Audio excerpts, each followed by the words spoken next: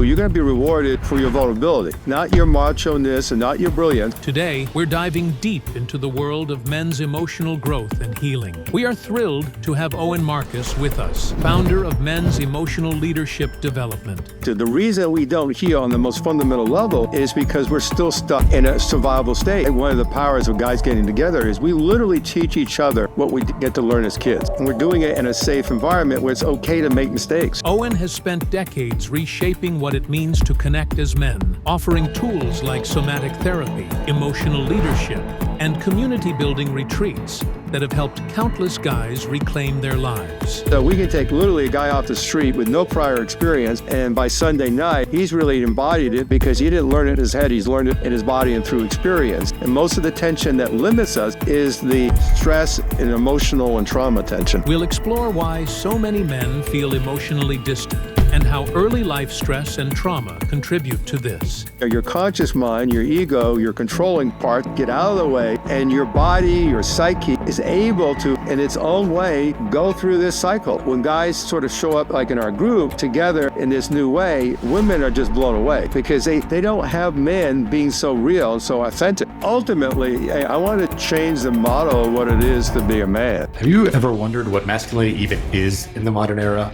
Are you ready to move beyond the macho bully or the soy boy archetypes? I'm Marc Azoulay, and this is the Men's Therapy Podcast.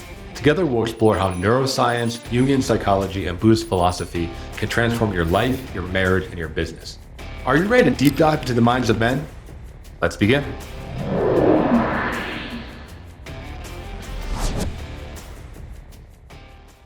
Hello, and welcome back to the Men's Therapy Podcast. I'm your host, Marc Azoulay, and I'm here with Owen Marcus. He's the founder of a company called MELD, which stands for Men's Emotional Leadership Development. They offer online programs, they offer in-person retreats, they offer group coaching and men's coaching. Seems very similar to what MTO offers, so I'm always interested to talk to other people in the field that are out there doing the good work. So Owen, welcome to the show. Thank you, Mark. So I always like to start the podcast by asking the very personal question of, how'd you get into this? How did you start to work in the realm of men's development and masculinity? It's real simple. I needed it. It's fair? Yeah, me too. Yeah, I mean, and a little bit of a longer answer was I was dating this woman and she kept on saying, "Oh, and I don't feel you." And I kept on giving her reasons why she should feel me. And then finally it penetrated my thick skull, and I realized, oh, I'm giving her reasons, and I'm not connecting to her emotionally, and oh, wow, and I guess I've done that my whole life. So I had the awareness, but that was all I had. I didn't know how to shift that, and then I thought, well, maybe I should work with men, not lead anything, but just work with men. I joined a men's group, and I go, I don't want to do that. That's silly, that's stupid, that's all those things that we tell ourselves. And I fortunately listened and go, well, if you have such a resistance to it, maybe you should do it. And to make a long story short, 30 years ago, I started my first men's group out of my clinic. I had an integrated medical clinic in Scottsdale, Arizona for close to 20 years. Yeah. And did that. The group wasn't great, but it was enough to get me going, and then moved to North Idaho. 20 years ago, I just changed the model of what I wanted and what I thought other men would want based on a lot of the stuff I'd learned previously and was using in my clinic, which is more the somatic approach to therapy and treatment. And it took off, and with that group and with 3 companies. So there's a lot of great stuff to talk about there. I want to start with kind of at the beginning where you talked about that your wife couldn't feel you. So I think a lot of men have that experience, and I think we get that feedback, right, where our partners and spouses, often women, right, will tell us that we're emotionally distant, that they don't feel that we're present. And from us, I mean, I've been in the same boat. It sounds like you were in, where I'm like, I don't know, I'm here, we're talking, we're communicating, like I don't see what the problem is. But can you like open up for the listeners, like, what do you think that she meant by that, of like really feeling you? Because I think a lot of guys, we just like literally don't know what they're talking about, Well, we don't, but we don't, as you, I'm sure, know now, because we don't feel it. Yes. So because of, simply say to guys, because of the stress and trauma and all that we've had, because of the enculturation of, how we've been trained to be boys and men, and then, that whole, in therapy you call attachment injuries, how we weren't connected, and so we really didn't know how to connect or co-regulate or connect on a more deep physiological, emotional level, because we didn't have that. We didn't have the modeling for that, because that's how we at least initially learned that. So, there's 3 reasons why we don't know how to do it. And we don't even hear ourselves or feel ourselves not doing it. And it's only until we get this feedback in terms of someone telling us or things blowing up, like, a divorce. Like one of my old friends, he comes back from his trip and half the furniture is gone, and there's a note on the floor in the kitchen where the table used to be saying, I'm leaving and you'll never see me again. Yeah. It's like, and then he goes, well, how did that happen? Yes, that's what I was going to say. It's like a lot of guys, it's a blind side. We're like, how did that happen? I thought everything was fine. So I'm curious, like if we're so disconnected, how do we start connecting? I know you brought up some somatic work a little bit earlier. We were talking about what you do, but how do men start to get more present and connected into the present moment, into reality itself? Well, I think, we can get into the somatic stuff, which can be pretty simple. But another thing, which is, I didn't know this going in, but what I've seen with these groups is that guys will listen to other guys for a few reasons. One, we're guys, and we all sort of unconsciously understand that we're all struggling with the same thing. And often we hear on our initial calls or retreats where we get new guys, they say, I thought I was the only one. And so we don't realize that we're all sort of struggling with the same things, which once we realize that, it makes it a little easier and opens us up. So we hear Joe or Sam talk about something and we realize, well, that's really a lot like me. So I'm not the only one. And then you see that guy or feel that guy work through it. That gives you a clue on how to do that. So I think one way that we get the feedback and start to change is we work with guys in these emotionally safe spaces, and we get to sort of play out ourselves through other people and see, or other men, and see what other options are that we would never see in that world out there. Yeah, well, I think it's such a beautiful thing, right? It kind of brings up that mentorship piece. I think it brings up a lot of like masculine love and nurturing and caring, where we can see an older man or someone, they might not be physically older, but they'd be older in terms of emotional age, right? Like going through something. And it creates more space for all of us, because I agree with what you're saying. I think men are so siloed nowadays, and we're so lonely and we're so competitive, and we're just like, we need a lot of help. So I'm happy that there's people out there like you creating spaces for guys to get together and have like real conversations. Yeah, and like you said, we don't even know how to do that. So I think one of the powers of guys getting together is we literally teach each other what we didn't get to learn as kids. And we're doing it in a safe environment where it's okay to make mistakes. Yeah. Yeah. So you're talking about, your program is, men's emotional leadership development, right? So give us the pitch, right? Like what is the pitch for a guy becoming more emotionally in tune? What's the value? Because, and I guess it's kind of tongue in cheek, because when I talk to a lot of my clients, they are often afraid of emotions, or they see emotions as like frivolous, right? They're kind of like obstacles in the way of being a leader or in the way of being successful, something to deal with rather than something to actually embrace and learn about. Yeah, I think, as guys, we're smart, and we think we need to be convinced of something with the logic. But I think and I know that ultimately how we make our decisions is really our emotional thing, and we justify our decisions with our logic. So a lot of ways I talk to guys, but one of the things I often do is create a sort of an intellectual understanding, a new model, which is, about the physiology and the stress response.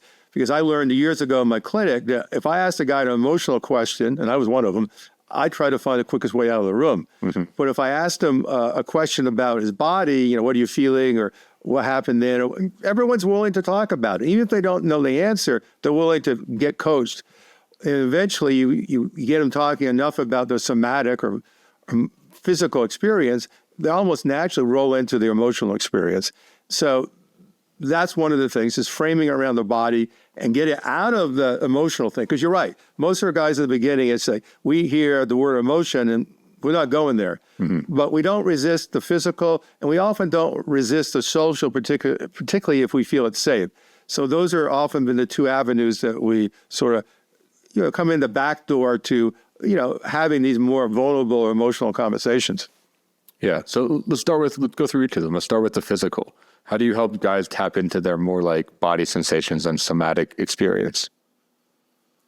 You're probably familiar with Stephen Porges's work, polyvagal theory. we've had him on our program, and essentially, it's like the top scientist in the world that talks about stress and how we're hardwired to deal with stress. And one of the things that he sort of discovered and really researched and played out was that we have this unique ability to downregulate our stress when we can, as he calls it, co-regulate, or really connect in a more vulnerable way with someone. So one of the things I'll say is that, they're coming to us because they usually have a problem. They might not want to really admit to it and really can articulate it, but they essentially know what's not working in their life. So I might have them talk about that. And then I go, well, there's nothing wrong with you. There's nothing broken. It's just that you've had these experiences. You learned to survive, which is great, but your survival coping mechanism is now sabotaging you.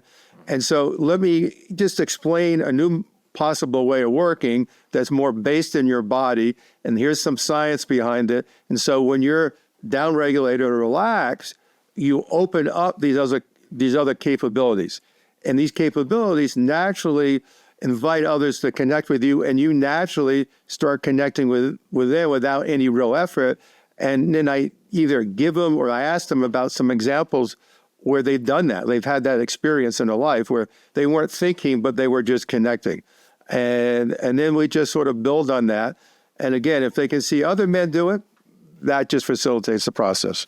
Mm-hmm. Yeah, I think the physical is a really great gateway for that. When I talk to a lot of my guys, when they talk about when they feel connected, a lot of it is through physical activity, right? Whether it be sports or hiking or survival or even long road trips, right? Stuff where time kind of melts away and they get into that flow state. Or it's sex. They talk about when it was also a very physical, body-based, arena. And most of the time, just exactly like you're saying, they're stuck in their head. We're often living in anxiety or living in future tripping, and we're just not aware of what our body is doing, which I think leads to it coming out sideways. It leads to that resentment building up. It leads to us acting out. And some men, it leads to substance use or porn addiction. It just really makes us disconnected from reality as it is if we're not knowing that we're a body, right? We're not just like a robot that carries our brain around, right? We are this kind of whole entity. Yeah, and like with the researcher Porges and others, they're saying that 80% of the nerves from our gut and the lower part of our body goes into our brain, only 20% goes down. And that's just proof that when we have an experience, we first have a physical experience. And then like a couple of milliseconds later, it's an emotional experience. And then the last part is the intellectual. But we think, or like to think, that everything happens here, that if I understand something, I can control it and I'll get what I want. And that might be true if you're building a bridge, but if you're trying to build relationships, it's not going to work too well. Right.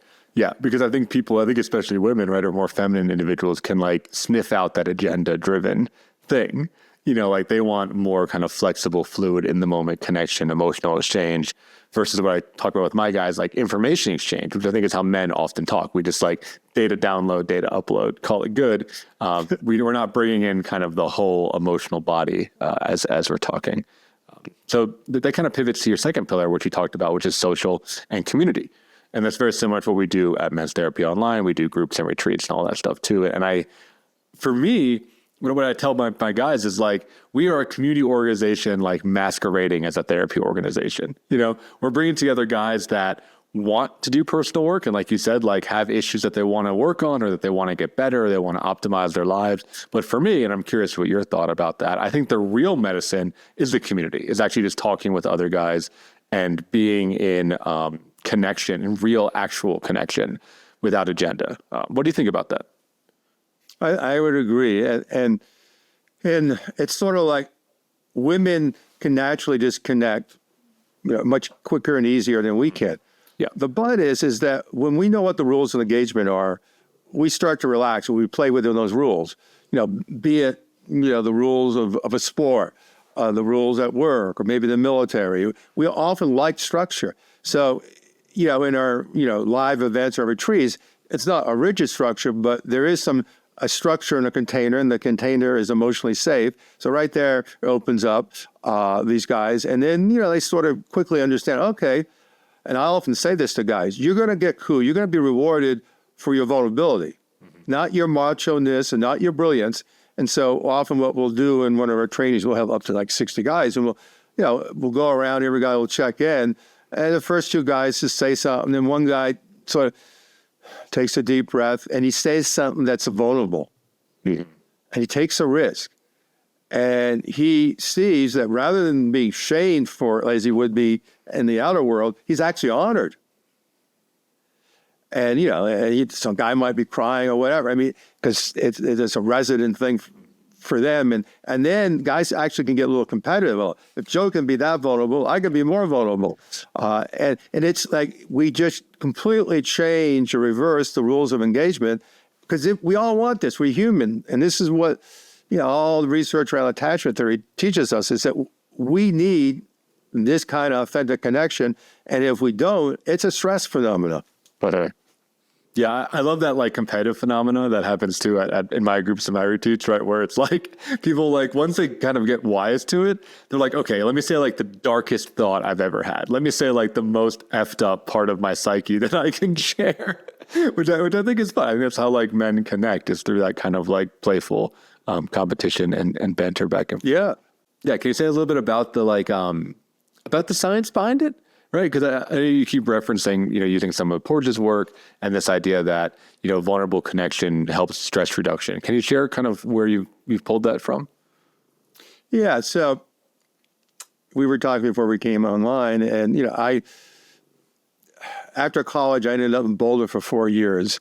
And Boulder was maybe still is a haven for a lot of these more progressive kinds of therapies. So I had a roommate soon after I got there, and I'd given up his law practice of 8 years to come to learn how to be a rolfer. And rolfer is a pretty good kind of body therapy. And he argued his case so well, I said, all right, I'll try it. Just to shut you up, I'll try it. And then I ended up doing it. And, and spending 4 years in Boulder learning that. And, just being in the right place at the right time, starting with Ron Kirch, who developed the Comey therapy. I was in his first professional therapy training, and he was really the sort of the founder of somatic psychotherapies. Then Peter Levine, and went on to develop somatic experiencing. He was another friend and teacher of mine, and then we went on from there. So I got trained in the therapy, and then gradually more and more into the science of it. And one of the things that Peter taught, and I remember when he did a presentation in 1980 at the Rolfing conference, and he explained the freeze response. So essentially what that is, we all know we survive by fighting or fleeing. Well, what they started to realize, we have a third response. And I didn't learn this in college, but I was seeing it with my clients. So when he said it, it was one of those cold chills that ran through my body, like, yeah, this is what was missing. It connects my dots, is that when we can't run or fight, mammals will freeze. And it really comes from older, even beyond reptilian ancestral ability that we have. And so what happened, when we had stressful or traumatic events starting in our childhood, where the event, normally we could operate in this parameter, and suddenly we have an event that's this big, but the parameter or the space or the safeness of the space is only this big. Everything else that doesn't fit, we let go of it. We disassociate from it, or we repress. We don't experience. And because we don't experience it, it stays in us. And it primarily stays in our body, and most specifically in our fascia. So yes, there's an intellectual or brain component, but that's not all of it, and maybe the least of it. And so what happens is that, we have all these parts of us that are sort of disassociated. And this is a lot of what internal family systems theory works with, all the, bringing the parts in. And what happens is that when we can have a safe space, like in these events that you and I do, and the guys feel safe, and we can support them in having or rehabbing or re-experiencing this event that was too big for the space, but now they can have it in the safe space, they get to complete the event. So the physiology gets a complete, it gets a cycle through, and so it truly gets healed, and for the most part, it's gone. Or another way to say it, their disassociation, the parts that were sort of outside of them start to come in, and they have more resources.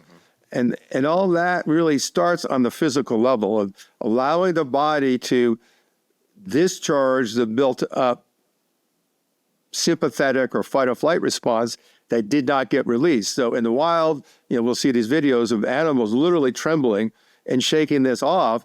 And they do that for a couple of minutes and they run away. And because of that, they have no PTSD. And so a lot of what takes us out mentally, emotionally, and relationally is the fact that we have frozen our nervous system or our body. And so a lot of the healing is completing that cycle. I think that's really well said. It's really well said. And I have a follow-up question because I've never gotten an answer to this, and maybe we don't know. So I'm going to put you on the spot. But like, do we have a mechanism for that? I've experienced that, right? So I've experienced the shakes, both in ritual environments as well as psychedelic environments, and it feels good. It feels like an energetic release. And I have noticed that I have more capacity, not just weeks, but sometimes even months or years afterwards, right? Like I don't have that same kind of like trauma response or the same kind of just fear around certain things or certain topics or old memories, whatever, right?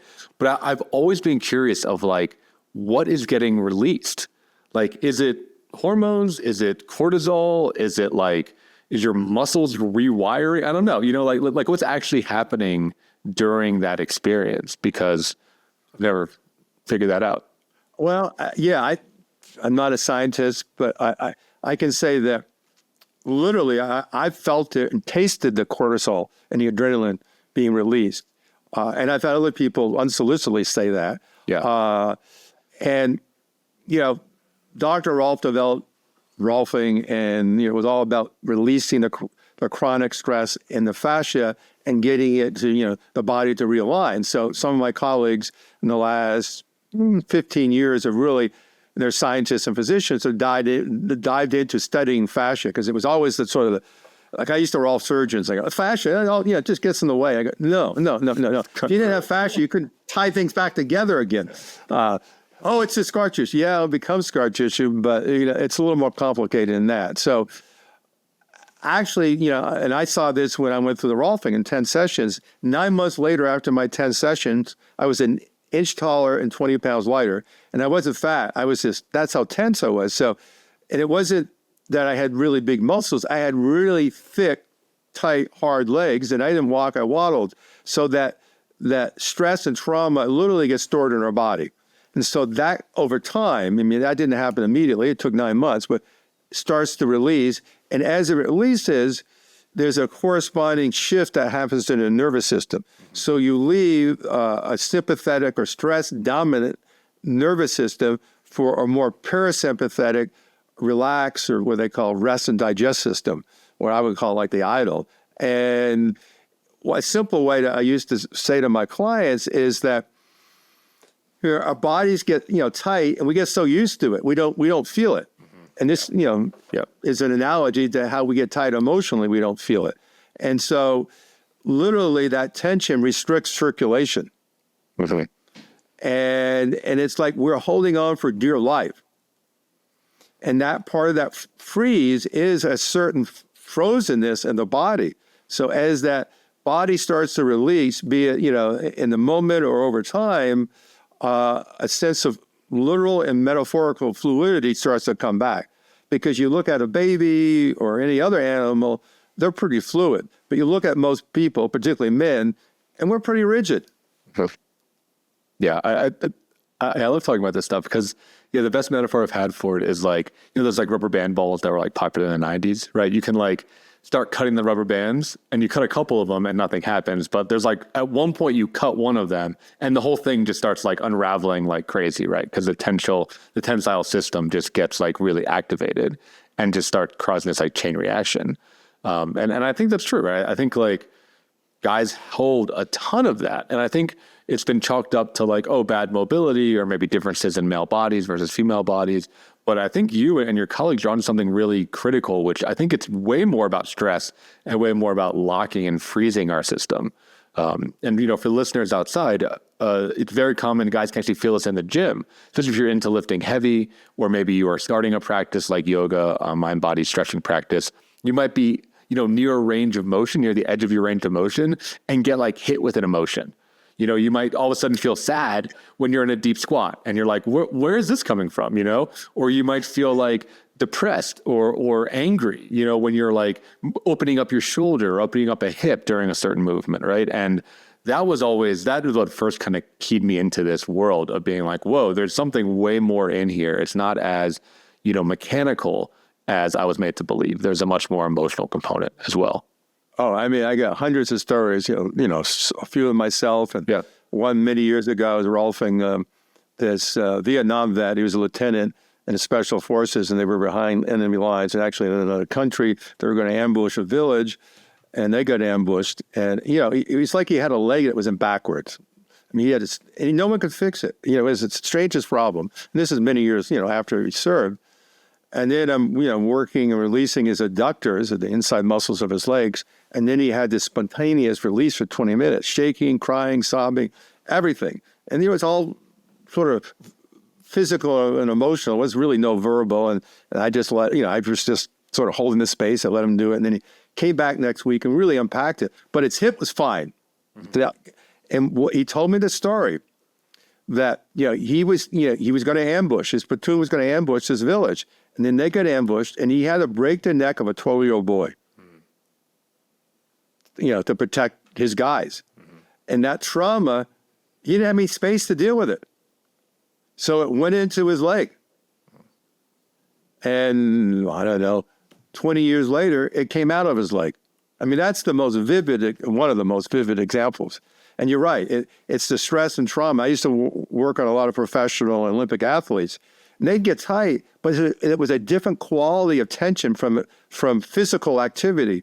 Most of our tension, and most of the tension that limits us, is the stress and emotional and trauma tension. Totally, yeah. And I think the key point that you're making, right, is like, it's not just physical, it's also emotional. It's not that, because I think historically it was like, okay, we got injured in our shoulder and then the shoulder locks down, which in some ways makes sense. It's like, okay, last time I was in this range of motion, I got hurt. So I'm never going to go there again because the last time I was there, I think like physical therapy is really based on that kind of idea of like, helping rehab and get back to natural movement. But this type of work is, yes, also emotional damage and emotional trauma can freeze us up, So I'm curious for you, you're speaking to our listeners out there, like, how would someone be a good candidate for this type of work? What do you think what symptoms would they have? What would they feel like? Like, what would make somebody want to start exploring a more somatic lens for their personal development? Well, in general, I'd say anyone, because we all have bodies. Right. But, to be a little more specific, guys that maybe tried other things our approach is pretty much bottom up. Mm-hmm. And, a lot of therapy is sort of cognitive, more top down, which, can work. But guys that sometimes, they're trying, and they get what they should do, but they sabotage it. And then they beat themselves up. And one of the things I like about Porges, because he was our original researcher for the Rolf Institute. He directed research, and then that was only for like a year. But he's worked with a lot of clinicians, body therapists, somatic therapists, psychotherapists. And what he tells us, the psychotherapist is, look, teaches them about the freeze response. And then tell your client that what he or she did or didn't do was a function of freeze. Take the shame away. And these therapists come back and go, wow, yeah, that really worked. So, I tell them, look, you did what you had to do, but less, and you're stuck in this sort of loop, or, you're beating yourself up, and it's not a mental thing. It's a physical thing. And you can do it, through body work and then more, even yoga or whatever else. But we can train your physiology to, down-regulate and relax. And the integral part of that is you start to, subtly and slowly, under your own control, become aware of what you're experiencing in your body. Mm-hmm. And, I developed this unique way of doing somatic mindfulness meditation. And so mindfulness is just being aware. The somatic part of somatic mindfulness is, using your body as a vehicle to be aware of what's happening in the moment. And then, developed other ways to facilitate that where, guys can just really start to tune into their bodies, because those neural pathways are there. They didn't dissolve away. They might have functionally atrophied, but structurally they're still there. So it's like, you got the hardwiring. We just have to train you to start using that. And, Stephen Porges calls it neuroception, being aware of your own somatic experience. And we're meant to do that. And that's a lot of what intuition is. So that's one of the benefits is as we get more tuned into our somatic and consequently our emotional and then relational experience, we become more intuitive. And we all have this ability. And so that's a survival response in itself. And what often happens is we're getting these subtle signs, but we're so tense or unaware, we're not picking up. And then we have this thing happen and go, well, how the hell didn't I see it? Well, your body was picking it up before, but you were gotten so disconnected from it, you weren't hearing the cues. Yeah, totally. And I think that's a good pitch too, of like it opens up a different stream of information that guys can access that will make them better partners, better leaders, better fathers, better humans, and just be more alive. Because that is such a common complaint that I hear with a lot of my guys is, especially the guys that are in their 40s and 50s, where they come to me often, post-divorce or post-big blow up with their family, and they're like, I just felt dead for as long as I can remember. I don't feel a body, I don't feel emotions, I don't feel anything. I'm just kind of an automaton going through the motions. And I think it's critical, like you said, to bring in the physiological as well, because I do think talk therapy only goes so far, And in many ways, I think talk therapy is like, just creates enough safety to do some of this more deeper, maybe more primal work. Yeah, I agree. And I think, they have these somatic emotional experiences, releases, discharge, and then you can talk about it in this new frame. And so it's sort of, the physical and the mental and the physical and mental. And the guy just ends up creating his own unique model of who he is and who he wants to be, in an organic way. And it's not some rigid way, oh, this is how I have to be. If you're enjoying the podcast so far, please hit the subscribe button and leave us a review. Your feedback helps us to reach more men and inspire them to become the best versions of themselves. Thank you for your support. And now back to the show. I'm curious to kind of pivot a little bit, right? So you said you do retreats and live things. Do you incorporate like ritual or ceremony into them? Like how do you bring this work to the masses? Indirectly, I mean, I spent,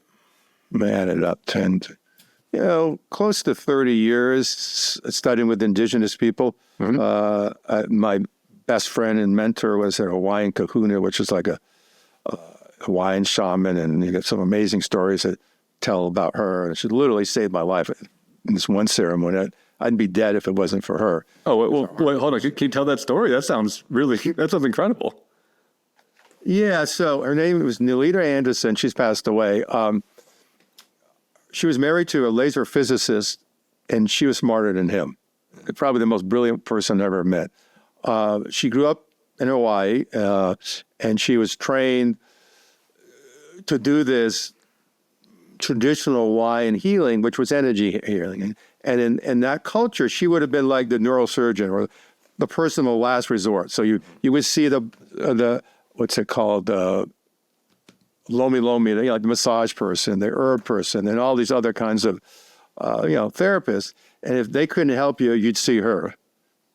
So I met her when we were both in Arizona, and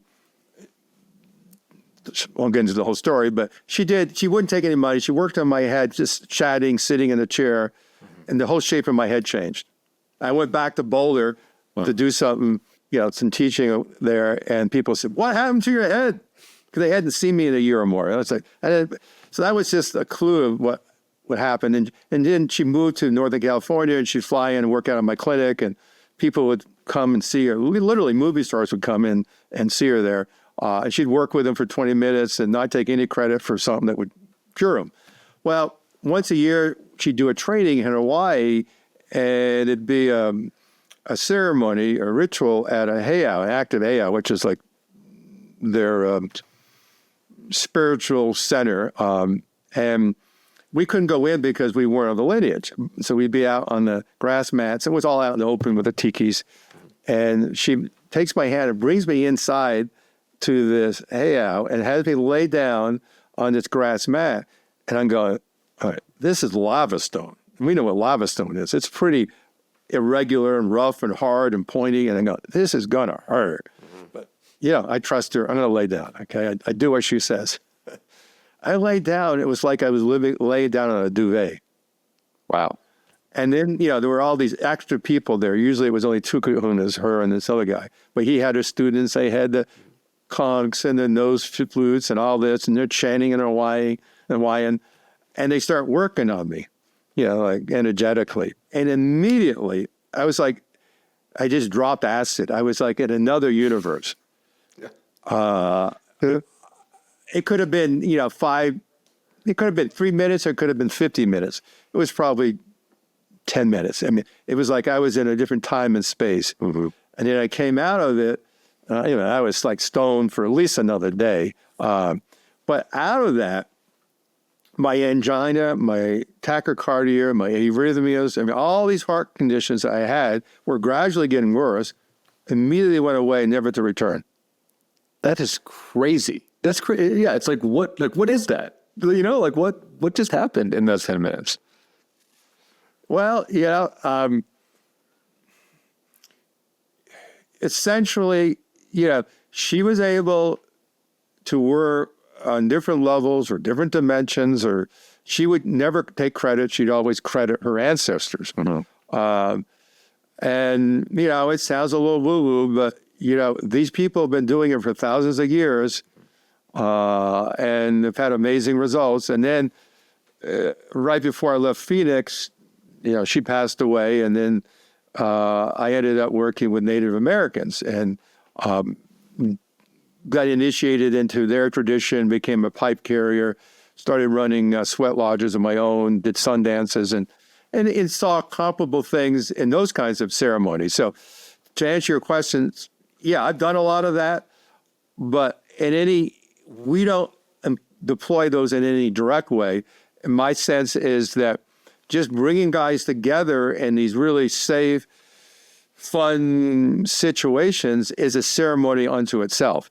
So one of the things that I created, and just doing all this work over these years, just noticing an arc or change that happens to people. And it doesn't have to happen in the exact order, but let me just quickly show you this. Yeah. When I was with my other company I started, I created a training that was, a weekend training where we start training these guys, and it ended up being a 100-page manual. But in the manual, there was to be this chart. And back then it was the Everman, now it's a MELD method. And it's 13 steps. Okay. And essentially what we do is we just take the guys through this journey where we teach a little, demonstrate a little, and then if you're with two other guys, you're working on each other. So you're organically going through this innate process that essentially all healing, or the kind of healing we're talking about, happens more or less. And so we can take literally a guy off the street with no prior experience, and by Sunday night, he's really embodied it because he didn't learn it in his head, he's learned it in his body and through experience. And that becomes a ritual in itself, because I think with all these rituals, a consistent, or ceremonies, consistent variable is you're recapitulating, you're cycling through or completing something that's not complete. Like, a medicine journey, ayahuasca or whatever, you're going into an altered state, and then you can say anything from spirit to your unconscious brings up, which is something that you're not in control of, and you might have an intent, but something else entirely different could happen, and it brings up this experience, and because you're in this altered state, you more or less allow it to happen. Your conscious mind, your ego, your controlling parts get out of the way, and your body, your psyche is able to, in its own way, go through this cycle. And then, a key part of that is integration, as we all know. Yeah. I think that's well said. And I just want to highlight what you're saying there, which has always been a miracle to me, is that the body does seem to orient towards healing. Like I said, completing these loops, discharging stress, healing stuff that even modern medicine is doesn't have an answer for, right? There's people that once they get out of their own way, you can heal things like cancers or like the heart issues or whatever. Well, I think you just nailed it. And what I realized, and just came to me through years of doing this, is that we take the stress and trauma out of you. Or we catalyze and you release it. We don't take it out.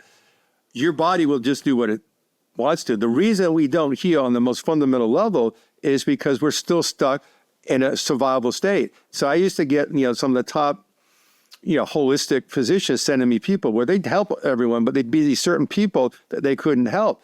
And I remember one guy, he looked like Hugh Brenner, big, bald, outgoing guy. He said, well, I made my money, building rubber plants all over the world. I drank, smoked, ate my way around the world. Never got sick in my life. Now I'm sick. I can't have any energy. And so this doc sent him to me, flying from San Diego, Orange County every couple of weeks. And I said, I think I can help you. No promises. But here's the deal. You're exhausted. And until that exhaustion leaves your body, you're not going to get well. And when it leaves, you're going to be way more exhausted. So he flies back a couple of weeks later after maybe 3 or 4 sessions. And he says, Owen, you're the only one that would believe this. And I'll never forget it. He said, I was so tired that one day I couldn't lift a finger to change the channel on my remote. Wow. Yeah. And a lot of it was he pushed himself all those years. It made him, stuck in that survival state, which is a, highly activated state. And he was stuck there and he was exhausted, but he couldn't like downregulate. He couldn't release it. And then we were able to release it. And he was really exhausted for a week, and gradually he got less and less exhausted. And after another month, he was healthier than he'd ever been in his whole life. Because underneath that, he was healthy.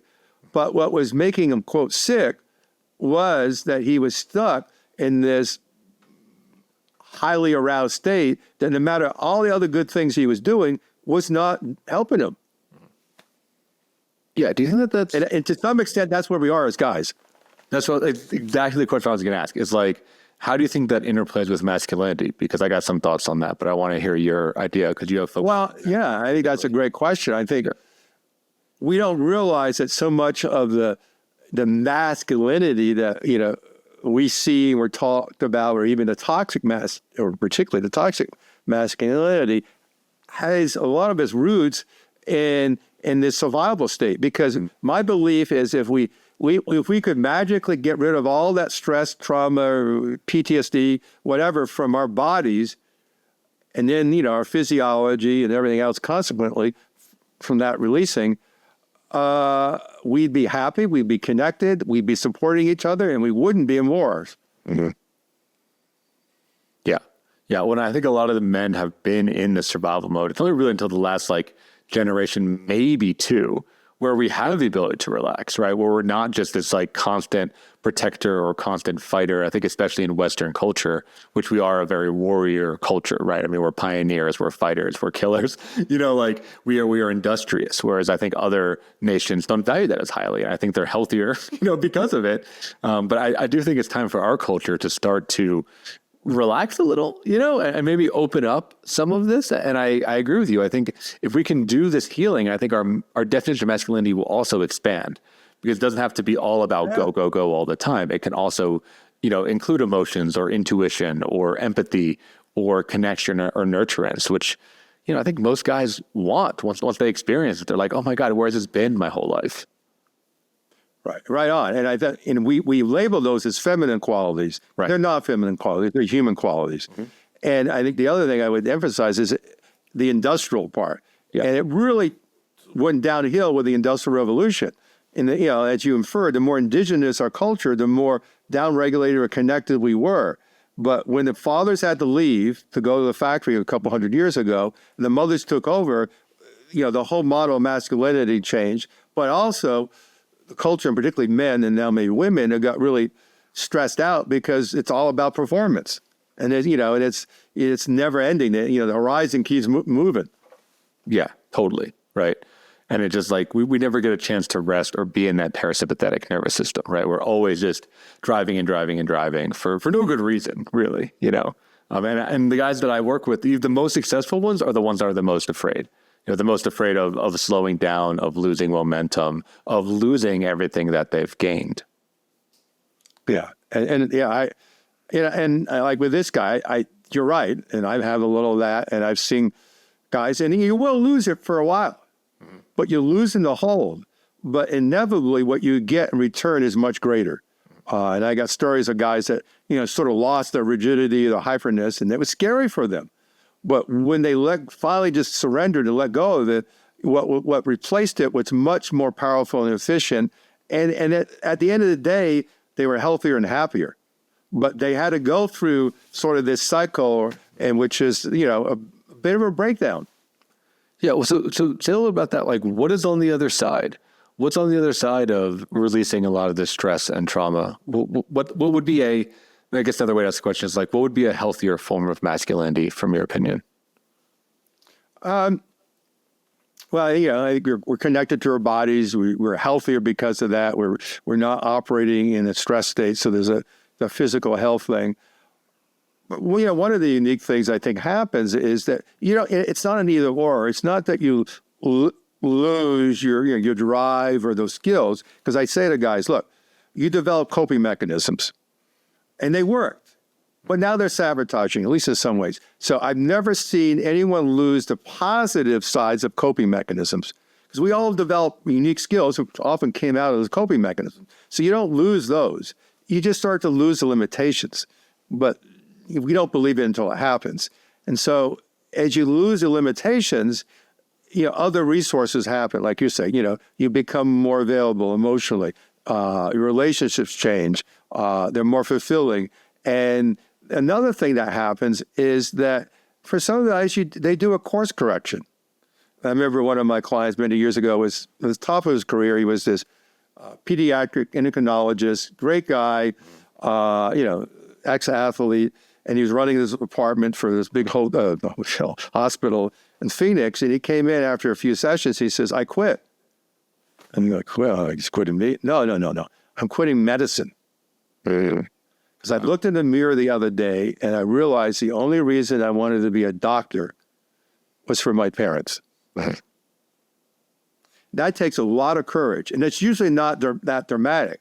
But when a guy lets himself slow down and drop down to who he really is, there is a big question there. And, he was willing to hang out in that question for a while before he went off and did what he wanted to do. Yeah, it just makes the life cleaner is the word that comes to mind. Because it's not tied to past trauma or childhood experience. It can actually be tied to what that individual guy wants, which might not be as successful or as lucrative, but at least there's an emotional fluidity there.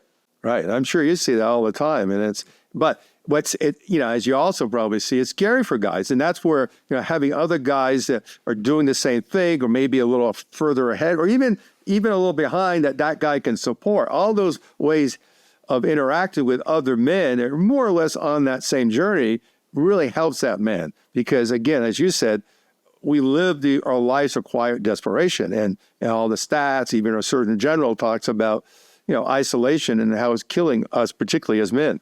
Yeah, the loneliness epidemic is a huge problem. And I agree. I think the community is the main thing.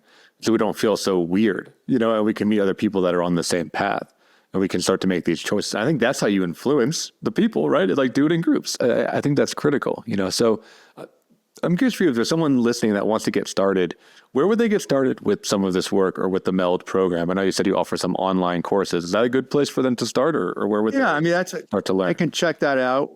They can just talk to us too, but we have a 10-week program that we do. I first developed 10 years ago. We kept on refining, and there was a big study published about 6 months ago in the APA journal about this course and all the benefits of it. And so, they can just do that course. It's a little teaching, a lot of little interaction, and some peer-to-peer experience, sort of all the components. And, every guy's starting out sort of at the beginning. And that's an easy way to do it. And then we have our live retreats. And, and I have a more intense 12-week group coaching program that I do. And then we got individual coaching. And then we have the B2B stuff where we work with companies. Right? Yeah, so those are tons of ways to plug in. I'm curious for you, because you said this is your third company kind of in this healing space. Well, what's the goal? What's the vision? What's next for you and this company? What do you hope that it turns into? Well, I'm going to write another book, but sort of extracting out all the stuff I've learned in the last few years. But ultimately, I want to change the model of what it is to be a man. and you can say a human too, and bring in, the somatic part in a functional way, not just in terms of research, and also the communal part of it. How, we're hardwired for connection and we're hardwired for communities, and that didn't go away and it shouldn't go away. But how do we take these two basic phenomena and integrate them into this, quote, modern culture that we have? And I think we can, and we've been showing ways or proving ways to do that, where we can utilize some of our ancestral abilities and needs, but in a way that's effective and efficient in this current culture. Yeah. Yeah. Do you have like a model of what that might look like? If you were just like to redesign our culture, what do you think a culture that would be more supportive of men would look like? Well, I think start with that men would have, it could be men's groups or something where they could be themselves. Now, we know about the stats of the churches are going, the fraternal organizations are going. And I remember years ago talking to this guy in Scotland, and it's all throughout Great Britain, how they're closing the pubs. And even the pubs were a way for guys to connect. So they created these men clubs where they weren't really groups. They were just guys getting social. Even just being social is positive. So creating these opportunities for guys to connect, hopefully on a deeper level like we do in our groups, but even socially, because we need that. And at least these days, I see that in many situations, even though I've been teaching some co-ed stuff, I'm a little surprised, but still, I think for most guys, it's going to be easier and quicker, at least initially, to do some of this work just with men. Because I think what happens is, because we've been trained by women for generations, and women, have their way of doing emotions and all these components, that we sort of feel, maybe not threatened, but like this performance anxiety of doing it right when we're around women. And then we get competitive with guys. I mean, we got all these variables that when we put guys with men, those variables go away, and guys just almost immediately, without much effort, just show up for who they always wanted to be. And once they have a few experiences of that, it's like it starts to reset in their consciousness and in their body. Yeah, I agree completely. I mean, that's why my stuff is all gender specific. I'm, still younger. I'm in my 30s. My hope is that when I get to 40s and 50s, I'd love to expand into like gender reconciliation work. But I think for right now, it's like doing just men is really critical for that kind of stuff. Yeah, and when I've done it, when men has done the work and bring women in, it's immediately, without really much effort, there's a whole different dynamic to the connection. Because over the years, we've had women come to my groups, and we had one woman come to one of my trainings. That was Esther Perel, who I 2 weeks ago was hanging out with her down in LA after she did her presentation, and she says, "I want to come to another training." I said, "Well, we got to." Yeah, whenever I ask you, you're always busy because you're so damn busy. When women can really understand and appreciate men for who they are, and she does, guys just relax. But when guys sort of show up, like in our group, together in this new way, women are just blown away because they don't have men being so real and so authentic and so powerful at the same time. Yeah, and that once a woman gets an experience of that, it changes their model forever. Exactly. Yeah, they could see a man's emotions as a source of strength, not as like a source of weakness or needing to caretake it. It's really exactly. Esther Perel, I want to make a plug for her on this show too. It's like, check out her books. I think of all the famous couples counselors out there, I think she understands the male psyche better than most by far. And her books like really speak to the male experience in a way that I think a lot of other couples books just don't. Well, I mean, the woman speaks 9 languages. She's just therapy in 7. Yeah. She, so as you read her books, and I'm sure you have, you get this sense of her whole perspective about affairs and relationship. It's not American. It was so refreshing. Yeah. And she doesn't make anyone or any culture wrong, but she just expands the model. So it's like it opens every person up and gives them more possibilities. Uh-huh. Yeah, just a quick plug for, Mating in Captivity is a great book, and State of Affairs is a great book. But I want to kind of bring it back to you, right? This idea of these community organizations going away, because I see that. And I am upset by that. It sounds like you are too, because I think men, we are getting siloed and we are moving more towards online, communities, or really focusing on work, which, I talk to people like you, every expert is like, this is the wrong way. Like, this is the wrong way to go. This is hurting dudes. Even said the Surgeon General, right? It's like, this is the wrong answer. But it keeps happening. And yeah, with churches going away, men's groups through that was a main thing. Even like sports and like pickup leagues, or club teams or things like that. Like, guys are just like falling off of all of this. And I don't know if there's a question there, but I guess it's like, what do we do about that? Or how do we advocate for that? Because I do see, even though men are in need, that there's like darker times ahead, and I really hope that we can change the tide here. And sometimes I don't know if we can. I think we can. I mean, I'm always an optimist. Yeah. I'm naive. I mean, I'm like in this town in Sandpoint, Idaho, where I used to live and where I started this group 20 years ago, down to 8,000. We've had probably 500 guys either in or gone through that group in 20 years. And now we have a waiting list to get in. And we don't, they don't, I know, I'm not running it or any official way or part of it. But I hear how that group has changed the whole community. And that's sort of like a microcosmic experiment that I think, if you had those kinds of groups all over the country, it would.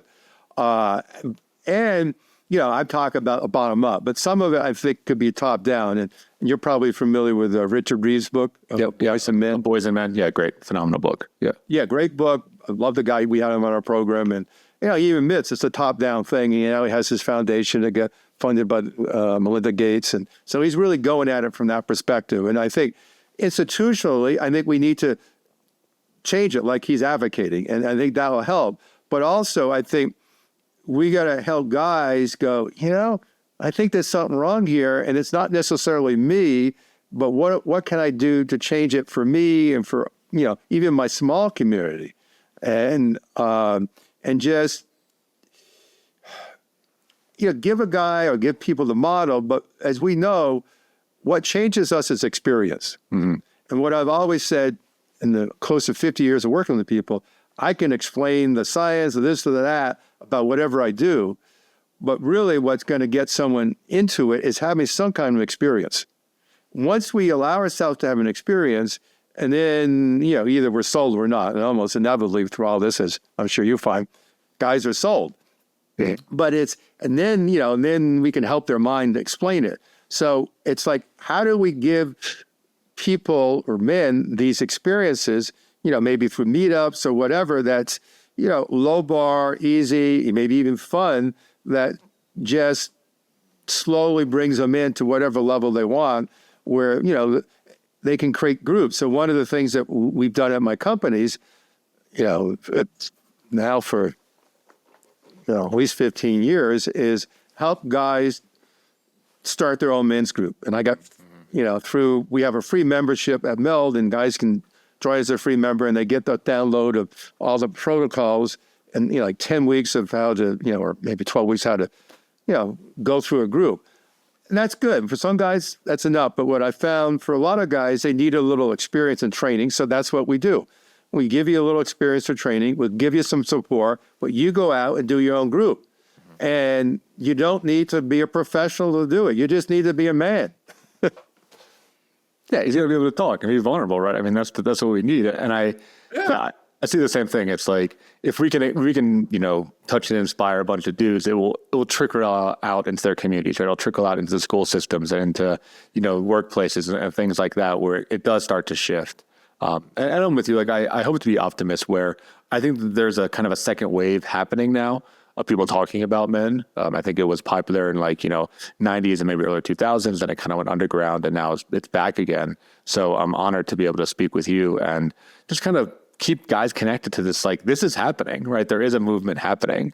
And I think your organization is a great place for people to start. So we do have to wrap up our show here, but Owen, thank you so much for joining us. Where can people learn more about you and your organization online?